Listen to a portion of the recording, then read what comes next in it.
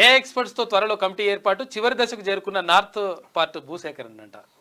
రాష్ట్ర ప్రభుత్వం ప్రతిష్టాత్మకంగా తలపెట్టిన regional ring road north part south పార్ట్లో ఆర్టిఫిషియల్ ఇంటెలిజెన్స్ ను వాడనున్నారు. ఆ ప్రాజెక్టులో భాగంగా చేపడుతున్న geo tagging, interchangers, cross overs design లో ఏఐ కీలక పాత్ర పోషించనున్నది. 2 సైడ్ల నిర్మాణాలను పర్యవేక్షణ కోసం డ్రోన్ ద్వారా ఏఐ టెక్నాలజీని ఉపయోగించుకునేలా సర్కార్ ప్లాన్ చేసినట్టు సమాచారం. 20 టౌన్లు, 125 గ్రామాలు, 17 స్టేట్స్, నేషనల్ హైవేస్ ను కనెక్ట్ చేస్తూ RRR 2 పార్ట్స్ లో రూట్ల నిర్మాణం ఊపందుకుందట. RRR లో ఏఐ టెక్నాలజీ వాడుతూ ఉన్నారట. ఈ ఏఐ వచ్చిన తర్వాత చాలా పెద్ద ప్రమాదం. మంచిదా చెడ్డదా చెప్పనీకి అర్థమవుతలేదు. ఇక ఈ టర్మ్లోనే జమిలీ ఎన్నికలు. మోదీ 3.0 సర్కార్ హయాంలోనే అమలుకు కసరత్తు చేస్తున్నట. 1 నేషన్ 1 ఎలక్షన్ దిశగా ఎన్డీఏ అడుగులు. అన్ని పార్టీల నుంచి మద్దతు లభిస్తుందని ధీమా. రేపటితో మోడీ 3.0 సర్కార్కు 100 రోజులు. ఇదే కరెక్ట్ అనుకుందాం మనం. ఇదే కరెక్ట్ అనుకుందాం. ఈ టర్మ్లోనే జమిలీ ఎన్నికలు అని చెప్పారు. ఇప్పుడు జమ్మూ కాశ్మీరు, జార్ఖండేనా, హర్యానా ఈ ఎన్నికలు అవుతా ఉన్నాయి. నిజంగా ఇది వచ్చేది ఉంటే అవి ఎందుకు పెడుతుండే? ఆగుతుండే కదా. అలానే కలిపి కొడుతుండే. కేవలం ఎన్నికల కోసం అప్లోడ్ స్టేట్మెంట్లు వస్తుంటాయి. ఇట్లా చదువు. దేశంలో జమిలీ ఎన్నికల అంశం మరోసారి తెరపైకి వచ్చింది.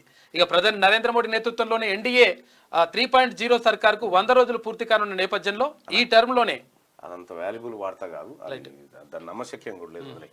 మహిళా జడ్జీలు కఠినంగా వ్యవహరించాలి. న్యాయ వ్యవస్థలో ఇబ్బందులు తప్పట్లేదు. జస్టిస్ హిమా కోహ్లీ అధికార పరిధిని ఎందుకు పరిమితం చేసిండ్రు? చైల్డ్ ఫ్యామిలీ కోర్టులు మహిళా జడ్జీలే నిర్వహించాలా?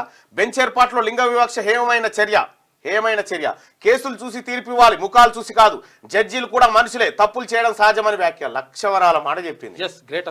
ఇక్కడ మహిళా జడ్జీలు కఠినంగా వ్యవహరించాలి. ఎందుకు వ్యవహరించకూడదు?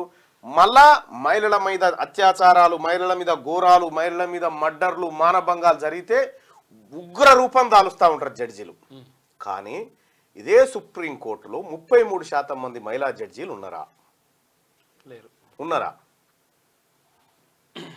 హిమా కోహ్లీ గారు ఇక్కడ చేసిపోయి సుప్రీంకోర్టు పోయినట్టు ఎంతమంది ఉన్నారు?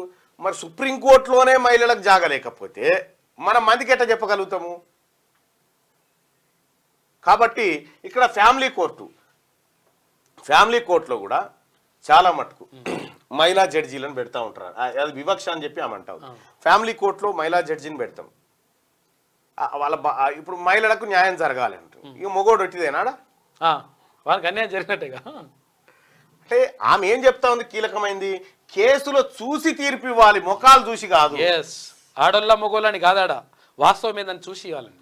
ఇప్పుడు మహిళా జడ్జీలను మాత్రమే ఫ్యామిలీ కోర్టులకు, ఆ తర్వాత చైల్డ్ కోర్టులకు వేస్తా ఉన్నారు. మరి మిగతా మేల్స్ చేయరా ఈ పని? మగ జడ్జీలు చేయరా ఈ పని?